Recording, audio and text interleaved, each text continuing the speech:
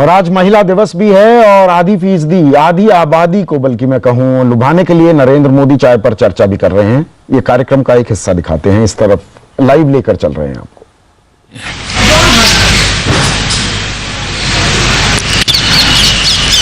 Anchor कोई next place. चलिए हम अगले सवाल पर चलते हैं। रांची से हमारे साथ मौजूद है कुछ लोग, काफी समय से इंतजार कर रहे हैं, काफी एंथुसियास्टिक लग रहे हैं सवाल पूछने के लिए। चलते हैं रांची।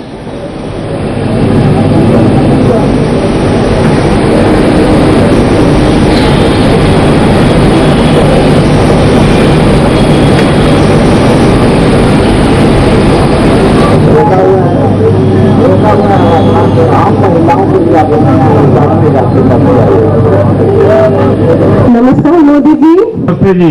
मैं आपके पिछले सवाल से इस सवाल को कंटिन्यू कर रही हूँ। मेरा ये कहना है कि एजुकेशन और लिटरेसी जो है ये वुमेन एम्पावरमेंट के लिए दो बहुत अहम पहलू है। और अब जहाँ even after 60 years of independence हम लोग अभी भी 20% पुरुष से लिटरेसी के लेवल में हम अभी भी पीछे हैं, और झारखंड जैसा एक राज्य में इसका और भी ज्यादा प्रभाव है। तो इससे क्या हम लोग कुछ कर सकते हैं? इससे हम लोग कुछ और क्या कोई चर्चा कर सकते हैं, या इससे हम कोई विशेष ध्यान दे सकते हैं क्या? आपने एक बहुत अहम सवाल पूछा है और आपकी चिंता से मैं 100% सहमत हूं। महात्मा गांधी कहा करते थे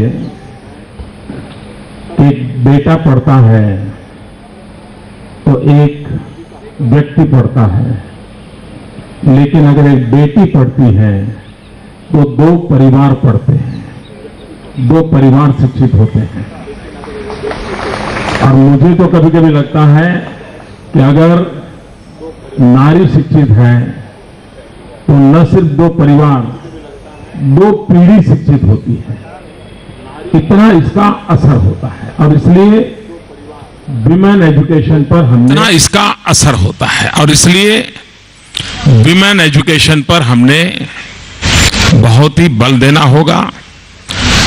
मैं जब नया गुजरात में मुख्यमंत्री बना तो गर्ल चाइल्ड एजुकेशन में हमारी हालत बड़ी खराब थी, बहुत पीड़ादायक थी। पहले वर्ष से हमने मन में ठान ली कि हम कुछ करेंगे।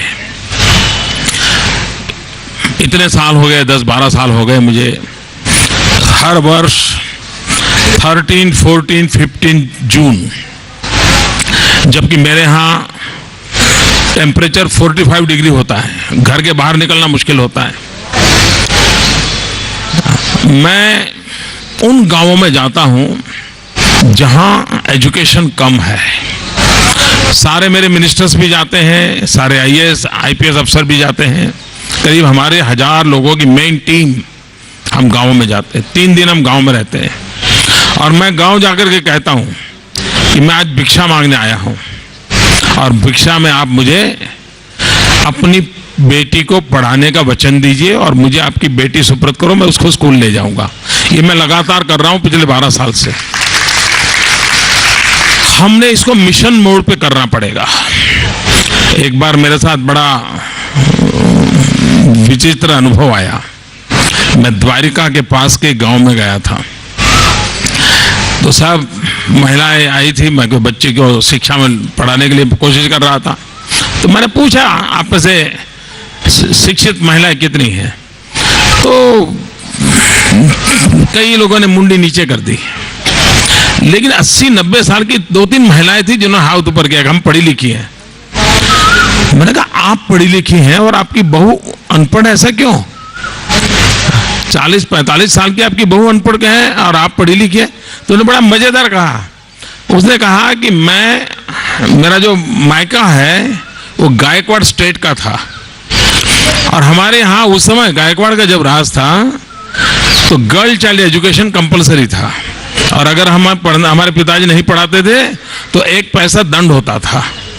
और इसलिए बोले हम 80-90 वाले हैं जो पढ़े लिखे हैं, लेकिन हमारी बहुएं जो हैं वो आजादी के बाद पैदा हुई है, वो अनपढ़ है। तो और वक्त है एक ब्रेक का। ब्रेक के बाद भी खबरों का सिलसिला जारी रहेगा।